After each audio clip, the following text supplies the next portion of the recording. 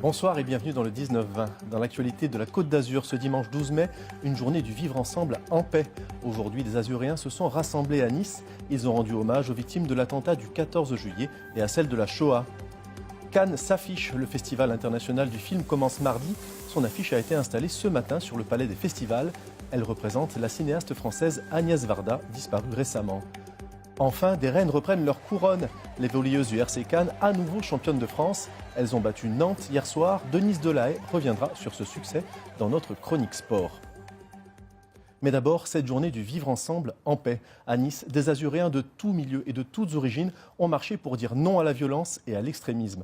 Ces hommes et ces femmes ont rendu hommage aux victimes de l'attentat du 14 juillet et à celles de la Shoah. 22 associations ont participé à cette journée internationale voulue par l'Organisation des Nations Unies. Nathalie Layeni et Emma Arnaud.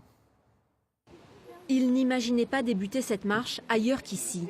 Devant le mémorial des 86 victimes de l'attentat de Nice, le silence du recueillement et les mots de Thierry Vimal, père d'une jeune fille tuée le 14 juillet 2016. Apercevoir la photo de ma fille sur ce mémorial a tout fait de me ramener à ma douleur intime et solitaire. Nous sommes sans doute nombreux ici à nous croire capables de porter un message de paix. Mais dans cette éducation à la paix, sommes-nous de si bons élèves? Pour être efficace, le message que nous devons diffuser doit être authentique, ancré en nous, transparaître de nos attitudes et de nos actes. Et l'acte fondateur pour ces 22 associations réunies, c'est cette marche à travers Nice et ses symboles. Une marche pour le vivre ensemble en paix, nécessaire mais pas suffisante, selon son initiateur.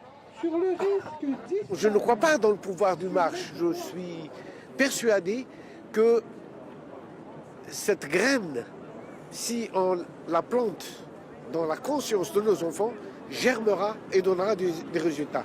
Message reçu 5 sur 5 par Luna, 9 ans. Il faut arrêter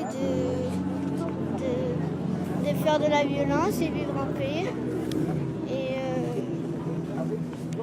qu'il faut se respecter comme on est. Sur la colline du château, devant une stèle, Luna découvre l'histoire tragique d'une mère et de sa fille tuées par des djihadistes au Kenya. Une marche pour apprendre et transmettre. C'est pour ça qu'on vient ici se recueillir, hein, pour plus que ça recommence.